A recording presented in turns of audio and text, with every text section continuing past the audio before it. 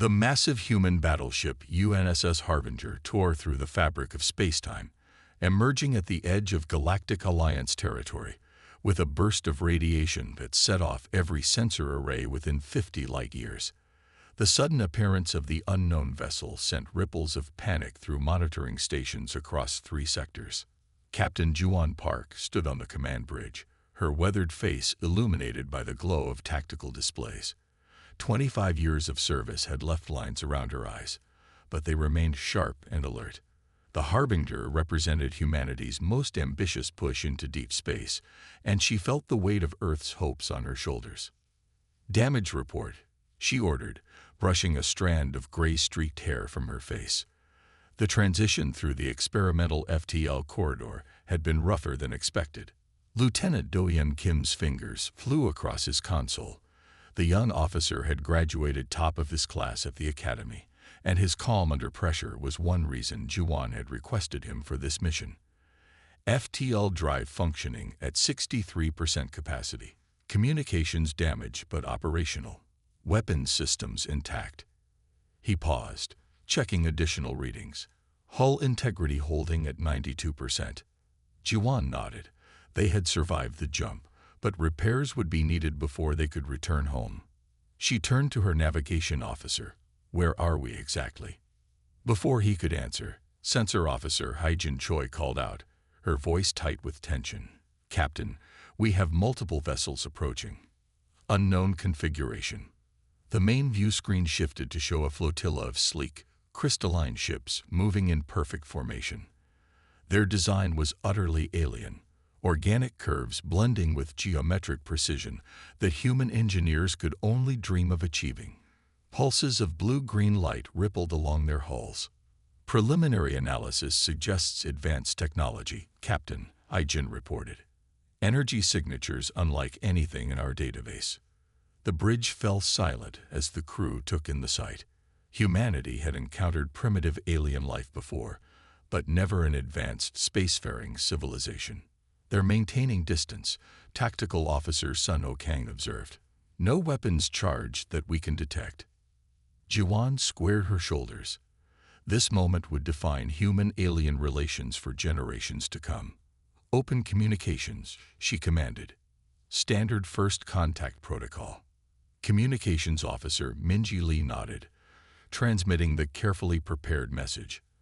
Mathematical sequences followed by simple language patterns and visual data, designed by Earth's best xenolinguists to establish peaceful intent. "Broadcasting on all frequencies," Captain Minji confirmed. No response yet. Across the void of space, aboard the massive orbital station known as the Harmony Sphere, the Galactic Council's emergency session had erupted into chaos. Representatives from 12 different species argued in their native tongues while translation devices struggled to keep pace. Supreme Commander Tahoe Lee, a decorated veteran with steel-gray scales and piercing yellow eyes, pounded his fist on the circular table.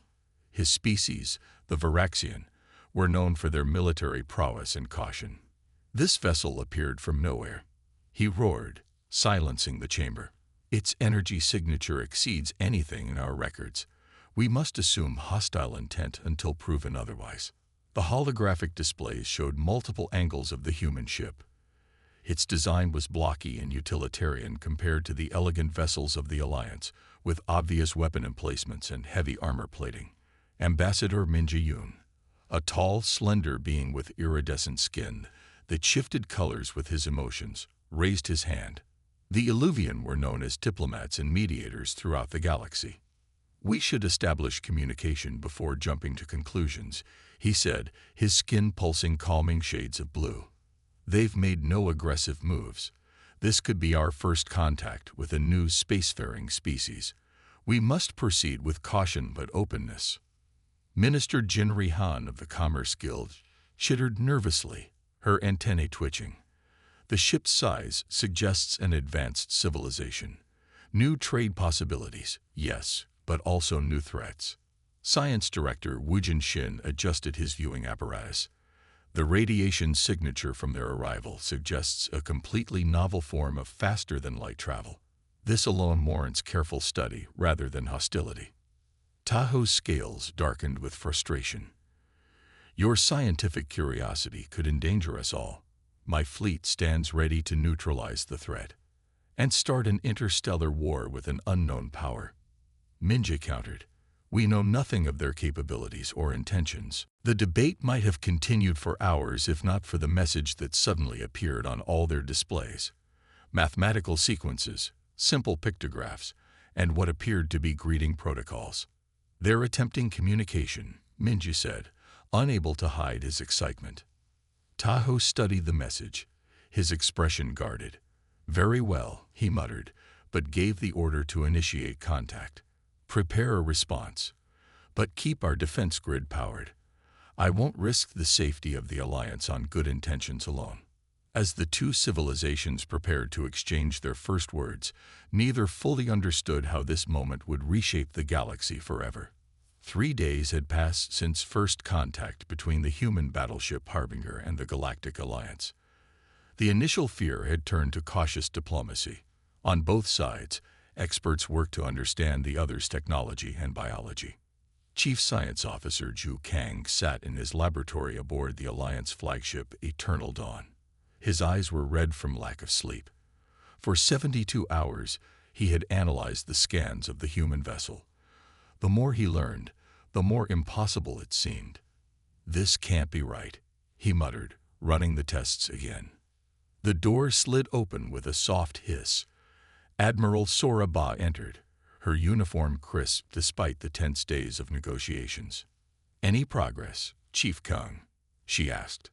Jihu just shook his head in disbelief as he reviewed the scans again. Impossible, he whispered. Admiral Sora leaned over his shoulder, her brow furrowed. What is it? Jihu pointed to the molecular structure displayed on his screen. Their hull. It's constructed of materials we've only theorized. Self-repairing alloys with perfect molecular alignment. He switched to another display. And their propulsion system doesn't use element zero at all. They developed completely independent FTL technology. Sora's eyes widened. How is that possible? All spacefaring races in the Alliance developed FTL based on element zero principles found in ancient ruins. Not these humans, Zhu said, his voice mixing fear and excitement. They developed everything from scratch. Their mathematics, their physics. It's familiar enough to understand but approached from completely different angles. Could it be a hoax? Advanced cloaking technology? Sora suggested. Jihu shook his head firmly. No, I've verified everything multiple ways. They simply evolved their technology along a different path than our civilizations. In the diplomatic chamber aboard the Harbinger, Captain Juan sat across from the alien delegation. The room had been adjusted to accommodate the different atmospheric needs of the visitors. Ambassador Minji's skin shimmered with curious blues and greens as he studied the human captain. We appreciate your openness, Captain, Minji said through the translation device. Your vessel is quite impressive. Juan was equally forthright. The Harbinger is a Pathfinder-class exploration vessel. In human terms, medium-sized. The alien diplomats exchanged nervous glances. Cultural Officer Taeyong blinked his 4 eyes rapidly, a sign of surprise in his species. Medium-sized, he repeated. Your ship is larger than many of our cruisers. Juan nodded. Earth believes in being prepared. Space is vast and unknown. And your weapons systems? Asked Ambassador Minja carefully, his skin shifting to a more cautious amber tone. Juwan's expression remained neutral. Standard defensive capabilities for long-range exploration. Nothing exceptional by our standards. Lieutenant Doyan, standing behind his captain, managed to keep his face similarly blank, though he knew this was something of an understatement. The Harbinger carried enough firepower to level continents. After the meeting, the aliens requested a tour of non-sensitive areas of the ship. Engineer Hyunwoo led them through the massive engine room where the FTL drive hummed with energy. Science Minister Yoonju Park, a small being with crystalline features, asked countless questions, scanning everything with a handheld device. The human crew noticed how the alien scientists flinched when they approached maintenance shafts that would crush the visitors, but were perfectly sized for humans. When the tour ended, the alien delegation returned to their shuttle, their mood noticeably subdued. Later, in a secure chamber aboard the Alliance command station, Science Minister Yunju Park whispered to Supreme Commander Taiho, "Their standard point defense system could obliterate our capital ships." Taiho's scales darkened with concern. "You're certain?" "Completely," Yunju confirmed. "What they call basic technology surpasses our most advanced systems in several areas. And there's more." She activated a holographic display showing comparative biological scans. "They evolved on a death world with twice our gravity and lethal radiation levels. Their bones are dense as metal by our standards. Their muscle fiber count is triple ours. These humans are naturally armored predators." Taiho studied the data in silence before speaking. "And their temperament?" "Mixed reports," Yunju admitted. "They'd been courteous but guarded. Their diplomatic team seems genuinely interested in peaceful exchange. However, their security personnel maintain constant vigilance. They're trained for violence, even while hoping to avoid it." On the Harbinger, a similar meeting took place. Science Officer Jihu had provided Captain Juan with a complete breakdown of Alliance technology. "They're about 80 years behind us in weapons technology," Tactical Officer Suno reported. "But their communication systems are remarkably advanced, and their medical technology takes approaches we've never considered. Their ships are beautiful but fragile," Engineer Hyunwoo added, "built for speed and efficiency rather than durability." Captain Juan considered this information carefully. "So neither side has a complete advantage. Good. That makes for better diplomacy than intimidation." Communications Officer Minji looked troubled. "Captain, they seemed frightened of us during the tour." "Not our technology. Us, physically. We are larger and stronger than most of their species," Juan acknowledged. "We'll need to be mindful of that. First impressions matter." As night cycle began on both vessels, humans and aliens alike pondered the implications of their meeting. Two paths of evolution and technological development had led to this moment. Different routes to the stars, now intersecting in ways no one could have predicted.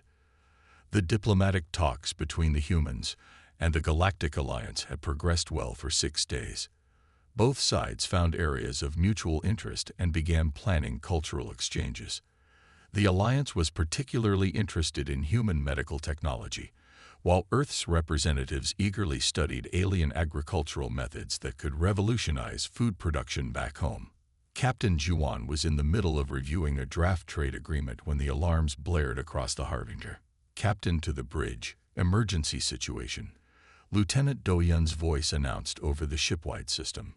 Juan rushed to the command center, where her crew worked with urgent precision. The main view screen showed chaos unfolding around the beautiful blue-green Alliance homeworld of Ulara. The attack came without warning. Separatist warships, dozens of them, dropped out of FTL directly above the Council homeworld.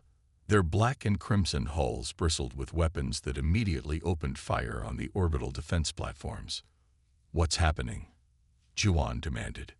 Tactical Officer Min Seo-kwan looked up from his station. Unknown hostile force attacking the Alliance homeworld. They appeared suddenly, no warning. On the screen, another Alliance defense station erupted into flames. "Get me information on those attackers," Juan ordered. Communications Officer Minji worked frantically. "Captain, they're broadcasting on all frequencies." The main screen shifted to show a harsh-faced alien with ridge-like scales and burning red eyes. Warlord Jumsu Choi wore ornate black armor adorned with what appeared to be trophies from fallen enemies. "Peoples of the so-called Galactic Alliance," he growled, his voice translated into multiple languages simultaneously. "Your time of weakness ends today.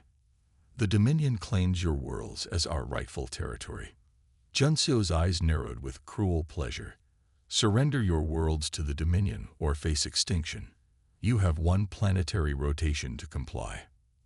The transmission cut off, replaced by the ongoing battle. Alliance vessels scrambled to defend the planet, but they were outmatched and outgunned. 3 cruisers exploded in the first volley, their debris creating deadly clouds around the orbital stations. "Who are they?" Juwan asked. Senior analyst Jisu pulled up information on her screen. "The Dominion, a separatist faction that broke from the Alliance 50 years ago.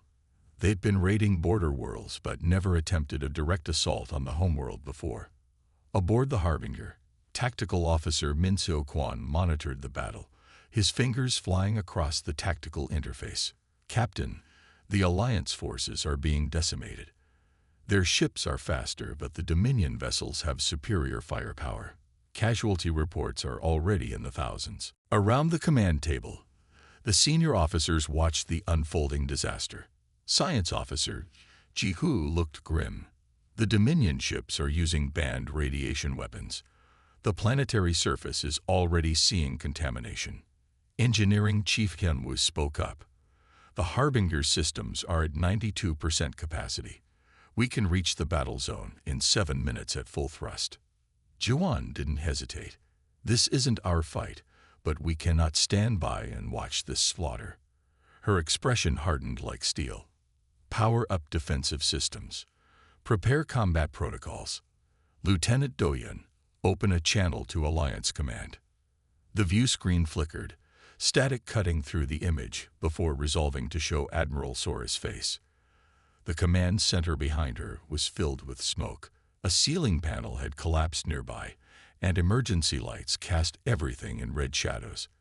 The Admiral's face was smudged with blood from a head wound, and desperation filled her eyes.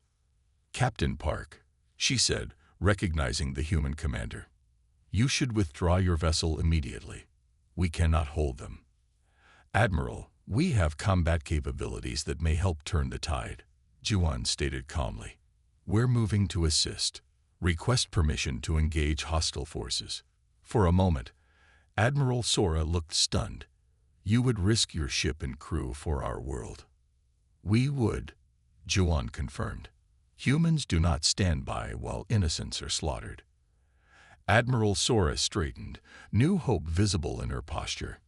"Permission granted, Captain. And thank you." The transmission ended. Around the bridge, the human crew prepared for battle. For most, this would be their first actual combat situation. Their training had covered theoretical engagements, but the Harbinger had never fired its weapons in anger. "All hands to battle stations," Juwan announced shipwide. "This is not a drill. We are engaging hostile forces to protect civilian populations." The massive engines of the Harbinger flared to life, pushing the enormous vessel toward the planet. On the tactical display, the Dominion forces had formed a blockade pattern above the capital city. Their formation showed arrogance. They clearly didn't expect significant resistance. "Weapons status?" Juwan asked. "All systems online and ready, Captain," Minseo replied.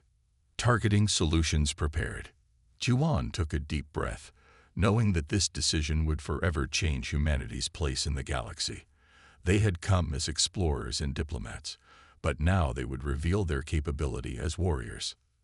"The Alliance had no choice but to accept our help," she thought, "and the Dominion will soon learn that threatening peaceful worlds has consequences."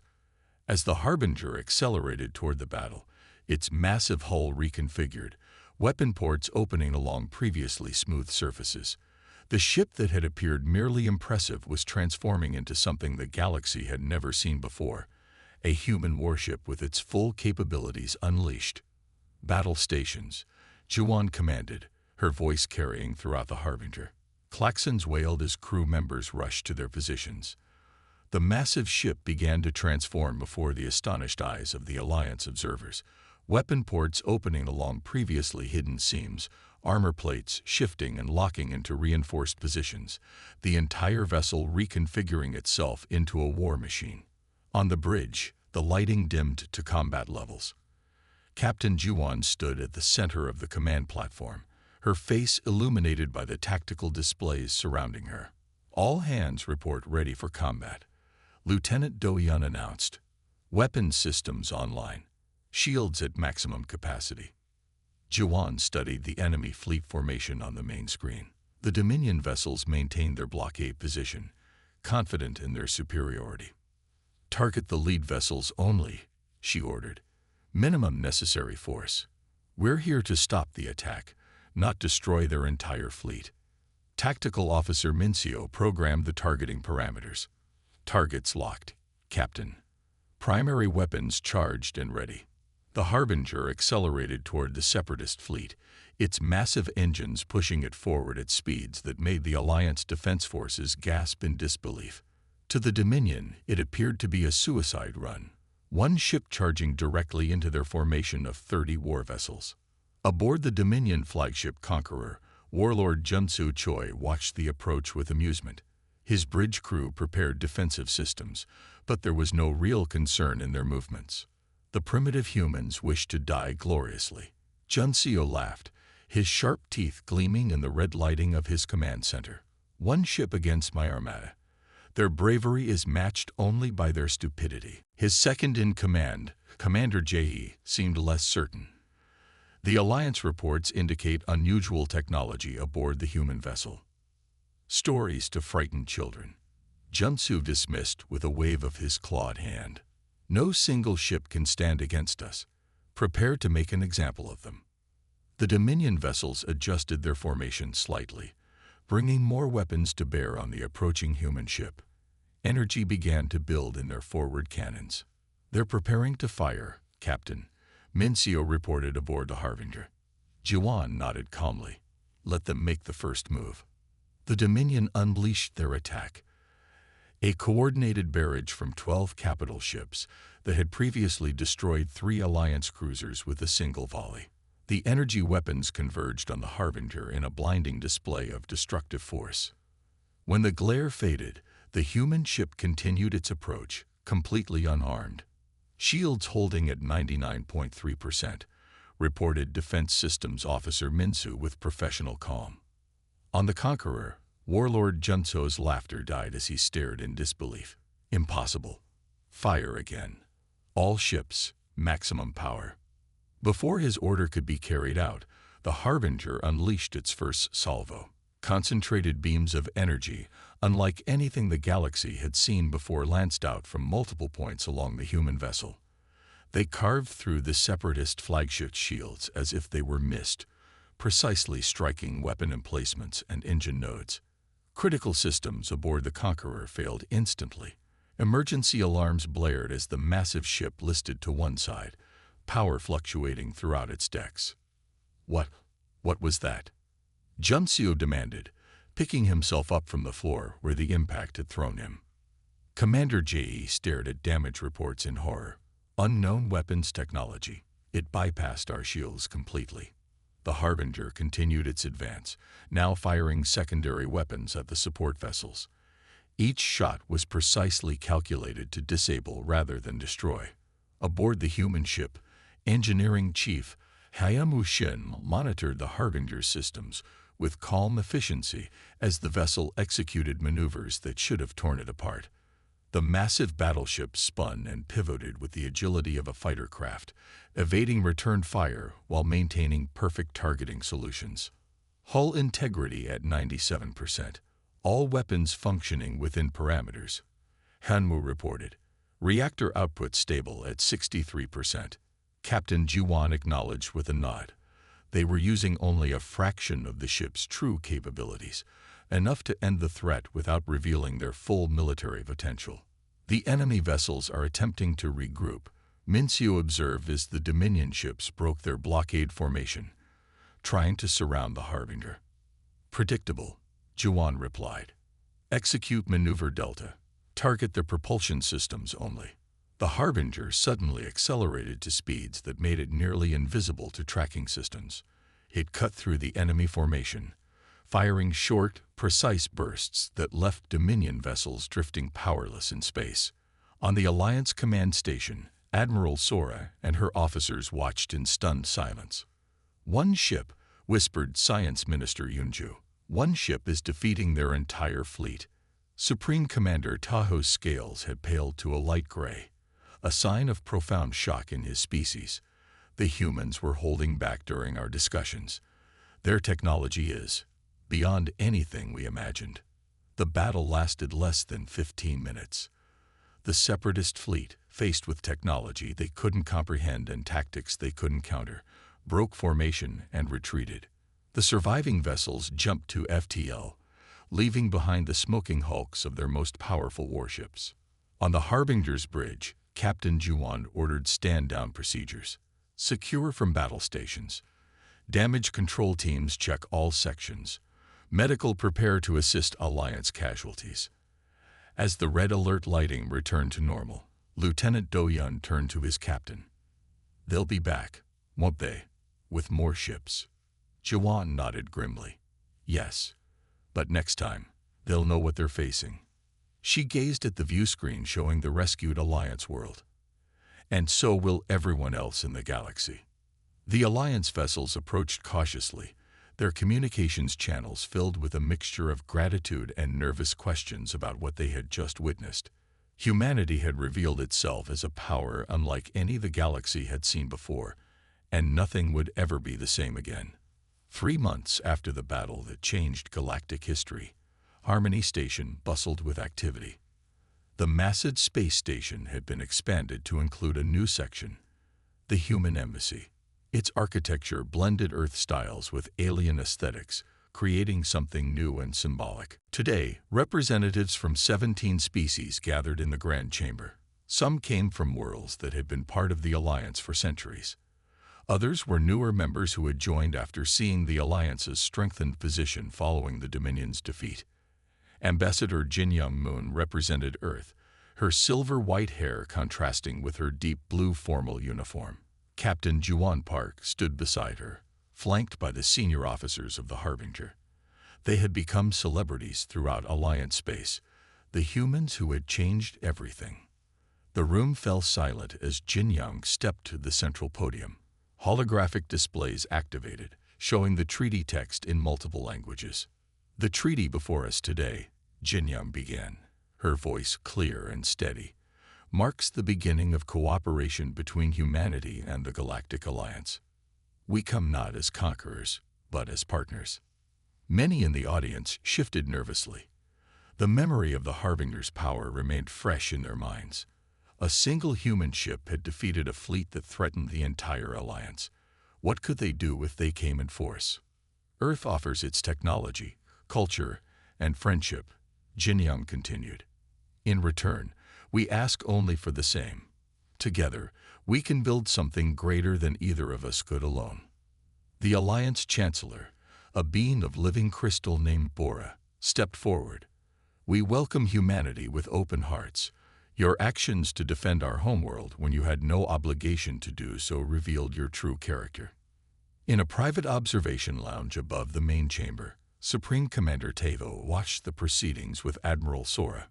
Both wore their formal uniforms, decorated with new medals created specifically to honor the Battle of Ilara. "Everything has changed," he murmured, gazing through the viewport where 3 human vessels now patrolled alongside Alliance ships.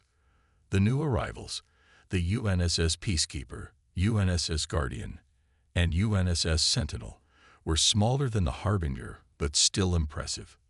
"For the better, I believe," Sora replied, watching the treaty signing ceremony below. Tahoe nodded slowly. His initial fear of the humans had transformed into cautious respect. "Did you know the Harbinger never deployed its main weapons during the battle? What we witnessed was only their defensive capability." Sora's eyes widened. "How do you know this?" "Captain Park told me herself," Tahoe said, as a gesture of trust. "Their true capabilities remain classified, but she wanted me to understand they had shown restraint." On the other side of the galaxy, far from the celebration, a different meeting took place. The Dominion had retreated to its fortress worlds to rebuild after their defeat. Warlord Junseo, once feared throughout the sector, now faced questions about his leadership. In his private chamber, Junseo studied intelligence reports of human expansion. His face, scared from the battle, tightened as he read. The humans were establishing trading posts, cultural exchanges, medical facilities, not military bases as he had expected. "I don't understand," his lieutenant Sunwoo Kim said, reviewing the same data. "With their power, they could dominate the galaxy. Why offer technology freely? Why heal the sick on border worlds?" Jumseo closed the file with a sharp gesture. 3 months of analyzing the battle had changed him. "Perhaps that's why they're dangerous," he said quietly. "They don't think like us." He stood and walked to the window overlooking his capital city. "We conquered because we believed strength meant forcing others to submit. These humans," he paused, struggling to express the concept, "they build strength through alliance, through cooperation." "So what do we do now?" Sunwoo asked. Jumseo turned, his expression resolute. "We learn, we adapt, and perhaps we reconsider what victory truly means." Aboard the Harbinger, preparations were underway for their return journey to Earth. The ship would lead a delegation of Alliance representatives to meet with Earth's leaders.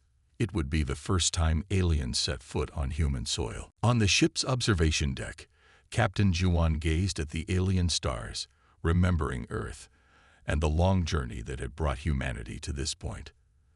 The deck was empty except for her, offering a rare moment of solitude. "We came in peace," she whispered to herself, "but we came prepared for war. That's the human way." She thought about the changes of the past 3 months. Human medical technology was already saving lives across Alliance space. Alliance agricultural methods were being adapted for Earth's climate-challenged regions. The exchange of knowledge had only just begun. A message chimed on her personal device. Earth Command, confirming the approval of plans for 5 new Pathfinder vessels. Not warships, true exploration vessels built with the knowledge gained from their first contact. Juwon smiled as she looked out at the stars. Humanity had found its place in the galaxy, not through conquest, but through a show of strength tempered with restraint and compassion. And throughout the vast expanse of the galaxy, species old and new contemplated what it meant that humans had arrived among the stars. They were powerful, yes, but also principled, dangerous when threatened, yet generous in peace. The balance of power had shifted, but perhaps for once, it had shifted toward hope rather than fear. The end.